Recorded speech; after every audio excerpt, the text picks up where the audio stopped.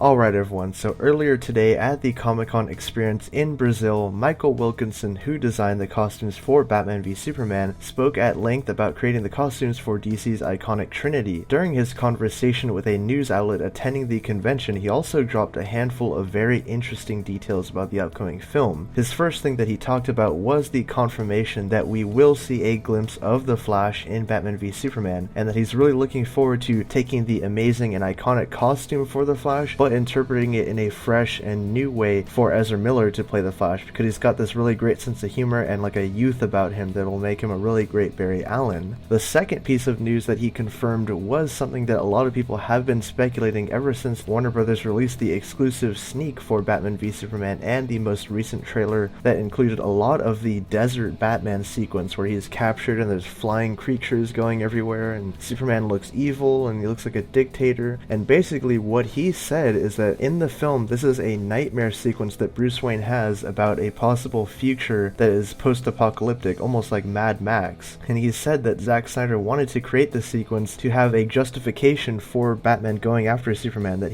this is the way that he sees where the world will go if Superman is able to get absolute power, because at this point in the film, he just sees him as this dangerous alien that has no limits, that it can burn the whole place down, as he says in the trailer. And also, Michael Wilkinson did confirm that Batman v Superman takes place 8 months after Man of Steel, while the world is still reeling from those cataclysmic events of Metropolis. So that is all the news that we have for today. It's pretty cool that he actually confirmed that Ezra Miller's Flash will make a cameo of sorts in Batman v Superman. We'll see a glimpse of him. I'm not sure how much we'll see of him, but it's kind of nice to get that official confirmation from someone who worked on the film. And I guess it looks like the only Justice Leaguer who's not in this movie is Green Lantern, unless we're gonna get some random cameo out of nowhere, but I think we'll probably see him in the first Justice League film in 2017. But anyways, let me know what you guys think of this news down below. Are you excited to see Ezra Miller interpret the Flash in a different way and make it his own? And are you curious to see how the whole Batman Knightmare sequence plays out in the movie? Tell me all of your thoughts down below, and be sure to stay subscribed to the channel for all of our latest content. My name is Nick, and I will see you guys in the next video.